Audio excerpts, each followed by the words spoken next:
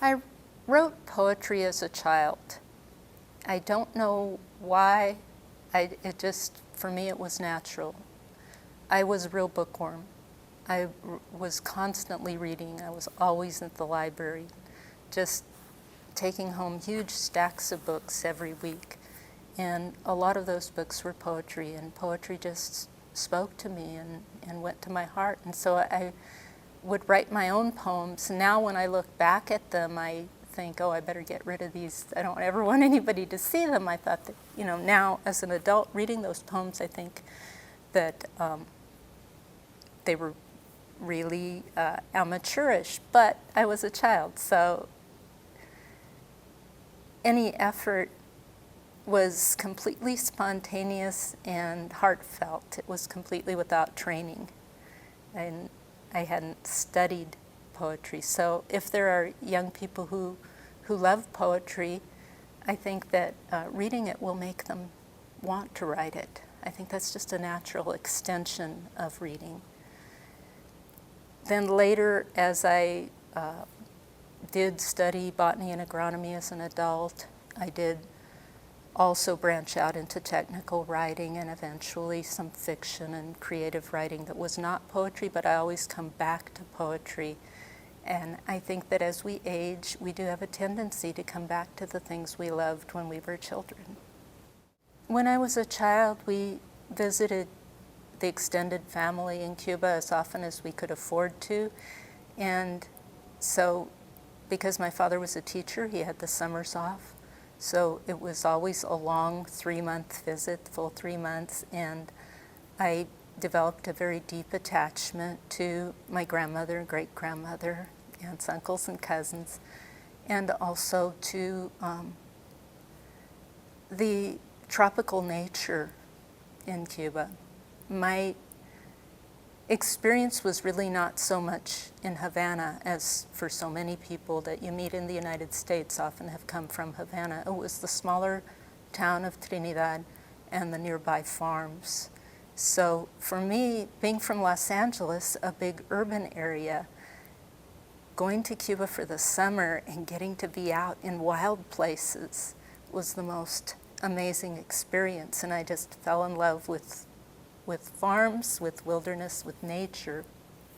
And that was really one of the main influences in my first career choice, which was I studied agronomy and botany because I loved farms and plants so much. And then I gradually combined that with writing. Our last childhood visit was in 1960. It was the summer that diplomatic relations between the U.S. and Cuba really broke down, and we actually had a hard time getting out. My mother was still a Cuban citizen at the time. After that, there was the Bay of Pigs invasion and then the missile crisis, and travel just became impossible. So for me, as a child, it was as if Cuba had fallen out of the solar system. It was like science fiction. I had this huge extended family, and then suddenly they were gone.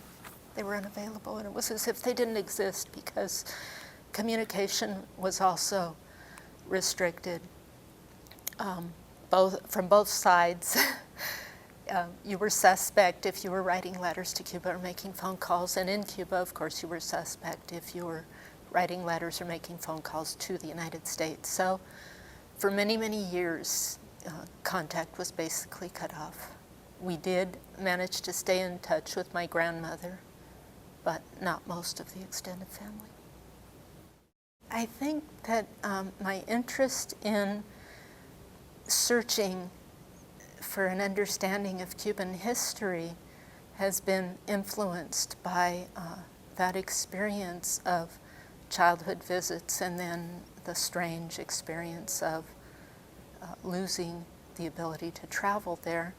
So much of my thinking about Cuba was done from afar for so long that I think it became very natural for me to read about Cuba rather than actually being there until 1991, I wasn't able to go back. Beginning in 1991, I was able to go back many times as an adult and renew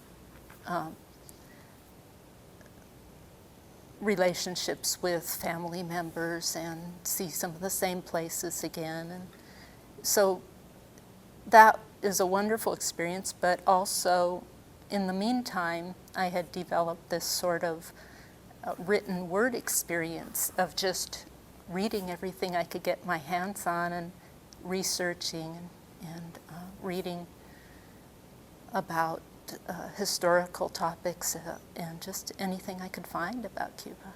The kinds of topics that I've chosen to write about are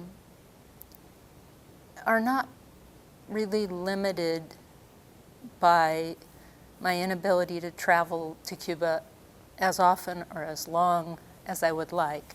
There are some topics where I would really need to go sit in the archives of old libraries for months on end, and that's not realistic for me because I have a family here and just there are still a lot of travel restrictions. So I have been able to go back many times, but not for those long extended visits. So the kinds of topics that I've chosen have been primarily historical topics where I can use a lot of interlibrary loan services right here in the United States and have access to university collections and the Library of Congress without actually leaving California. When I'm choosing a topic, I tend to feel haunted by a particular story before I really decide that this is the direction I want to go. If something just keeps coming back to me and I can't stop thinking about it.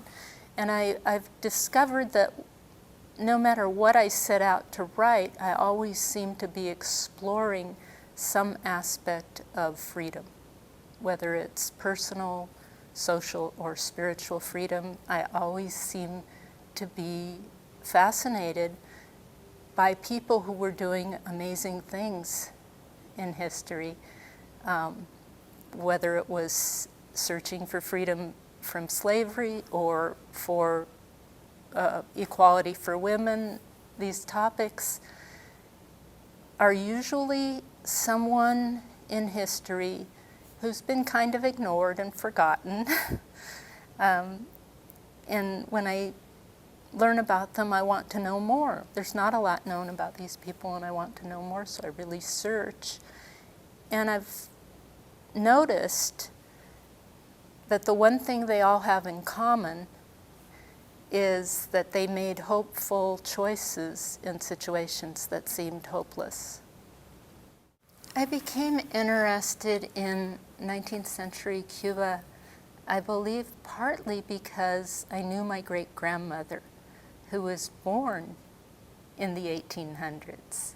And I think that it doesn't take very many generations to really go back a long way in history. If a child listens to the conversations and stories of older people in their family, if a child would go to the oldest person in their family and start asking questions, and if the oldest person also remembered conversations and stories told by their grandparents or even great-grandparents, you really can go back an amazing length of time and it comes to life. And so I knew my great-grandmother when I was a child, and then I knew my grandmother later after she finally came as a refugee to the United States when I was already an adult, and I did have a chance to finally get to know her better. So the stories that they told, they were real storytellers. They talked a lot and they put in a lot of details, and so they would bring things to life for me about when they were young, about things that happened when they were young. When I was researching the Surrender Tree and when I was writing about those wars for independence from Spain, I was actually tremendously shocked to learn that Cuba was the first place where there were formal concentration camps. And from that time on, once it was done in Cuba, it seemed like one country after another, one war after another all over the world started to use this method of brutally herding hundreds of thousands of peasants into fenced, guarded enclosures and leaving them there with no sanitation, food, or medicine. Just basically herding them into concentration camps and leaving them to die.